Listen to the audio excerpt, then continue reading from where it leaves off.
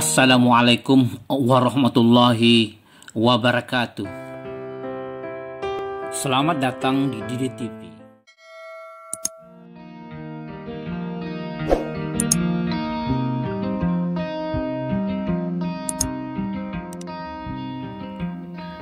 Saudara, hari ini kita sudah berada di tengah samudera digital yang penuh gelombang badai. Tidak lagi kelihatan garis pantai. Tidak pula kelihatan dermaga tujuan yang hendak dicapai. Karam dan kehancuran setiap saat mengintai, mengancam keselamatan hidup di dunia fana yang kita cintai.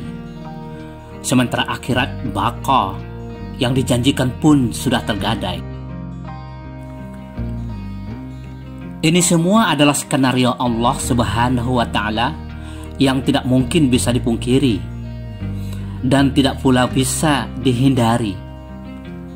Kita hanya bisa menjalani sebagai abdi ilahi Rabbi, menikmati dan mensyukuri, karena misi penciptaan manusia dan jin hanyalah untuk patuh dan taat kepada aturan ilahi yang meliputi langit dan bumi. Ma khalaqtul jinna wal insan illa liya'budun. Namun Tuhan tidaklah sia-sia menghadirkan keadaan dan kenyataan ini semua.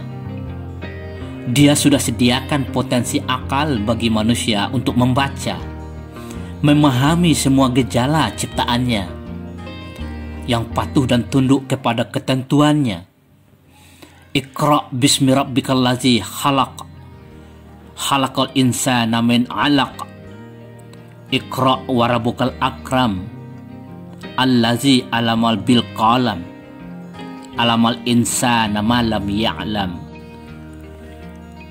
Tuhan juga telah menghadirkan petunjuk yang membedakan antara yang hak dan yang batil, supaya manusia tidak tergelincir, selamat dari hempasan gelombang dan hantaman badai samudera digital yang terus mengalir.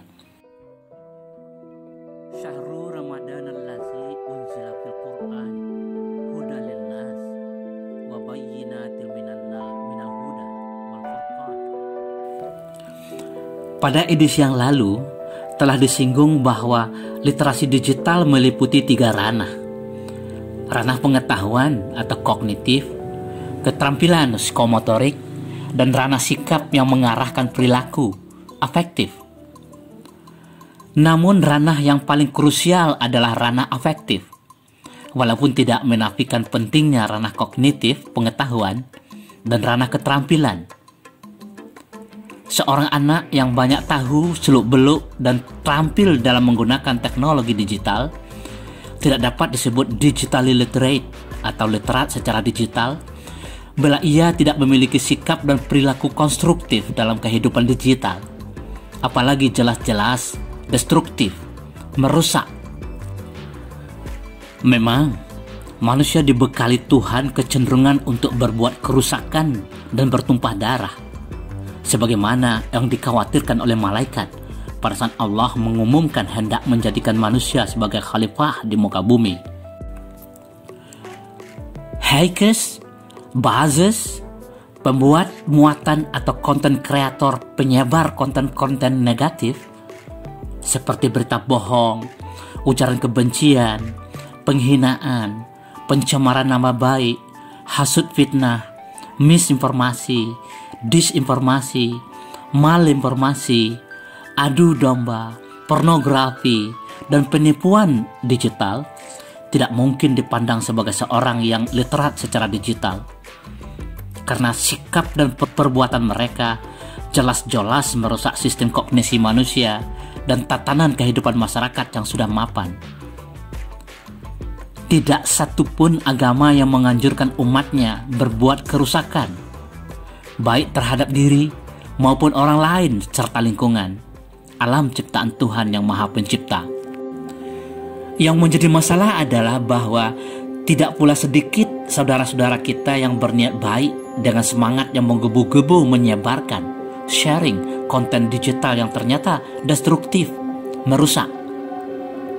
Kasus-kasus seperti ini bukan hanya disebabkan oleh ketidaktahuan, tapi juga karena keberhasilan kelompok pembuat konten destruktif masuk ke dalam sistem kognitif masyarakat, melakukan indoktrinisasi pemikiran tertentu untuk kepentingan mereka dan kelompoknya. Oleh karena itu, ranah pengetahuan konten digital jauh lebih penting ketimbang pengetahuan tentang teknologi digital, peranti lunak, dan peranti keras. Pengetahuan tentang teknologi digital bisa diupdate dan diupgrade sepanjang hari, seiring dengan intensitas penggunaan teknologi informasi.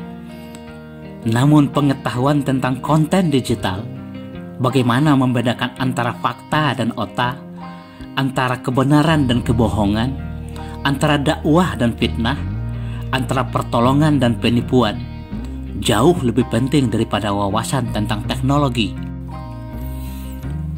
Pada edisi yang lalu, kita telah menyinggung juga bahwa untuk menyaring, menilai kualitas sebuah konten digital, kita perlu memahami kapasitas, loyalitas, kredibilitas, akuntabilitas, dan integritas pembuat konten digital.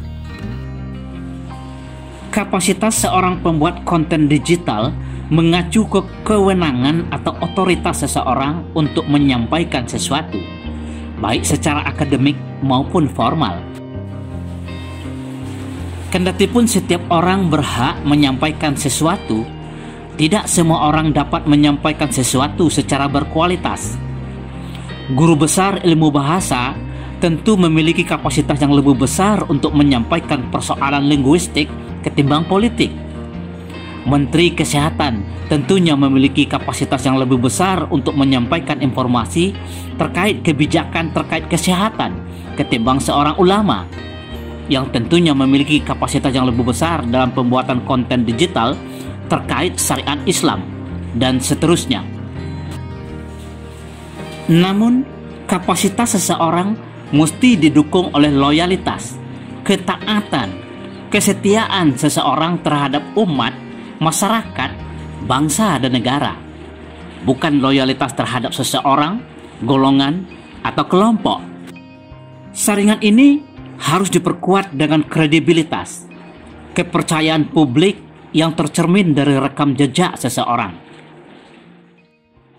Saringan informasi tersebut akan lebih sempurna bila masyarakat digital memperhatikan akuntabilitas pembuat konten digital, keadaan di mana seseorang dapat dipercayai sebagai seorang yang jujur. Sedangkan integritas mengacu ke keselarasan antara ucapan dan perbuatan seorang pembuat konten digital. Namun, saringan itu tidak akan berfungsi efektif bila seseorang tidak memiliki akhlak digital konstruktif, karimah, mahmudah. Meskipun belum ada yang menggunakan terminologi akhlak digital secara formal, isu, topik, bahasan, dan diskusi tentang ini sudah banyak dibicarakan. Pemerintah Republik Indonesia melalui Menteri Komunikasi dan Informatika telah melahirkan konsep literasi digital dengan 4 ranah: digital skill, keterampilan digital, digital safety, keamanan digital, digital ethic, etika digital, dan digital culture, budaya digital. Namun edisi ini tidak akan mengupas 4 ranah tersebut. Walaupun terkait dengan etika digital, digital ethics, namun yang dimaksudkan dengan akhlak digital dalam konteks ini tidak sama dengan etika digital. Etika diukur dengan ukuran parameter kesepakatan sosial, sementara akhlak diukur dengan ketentuan Tuhan yang tidak mungkin konflikasi dengan kesepakatan sosial. Artinya, etika digital adalah parameter perilaku dalam dunia digital dalam konteks hubungan manusia dengan makhluk. Sedangkan akhlak digital adalah parameter perilaku dalam dunia digital dalam hubungannya dengan manusia dan Sang Khalik.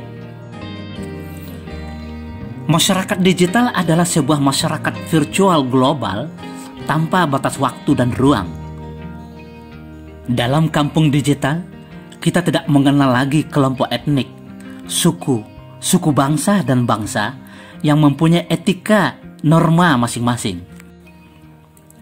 Oleh karena itu, ukuran atau parameter perilaku dalam dunia digital bukan etika dan norma, tapi akhlak yang berlaku secara universal. Ada 3 akhlak digital yang masing-masing merentang pada 3 garis kontinum dari sebuah titik ekstrim ke titik ekstrim lainnya. Pertama, responsif, bukan reaktif. Kedua, kolaboratif, bukan kompetitif. Ketiga, berintegritas, bukan berpopularitas. Karena cukup panjang, bahasan lebih rinci untuk setiap akhlak tersebut dapat disimak pada bagian kedua edisi berikutnya.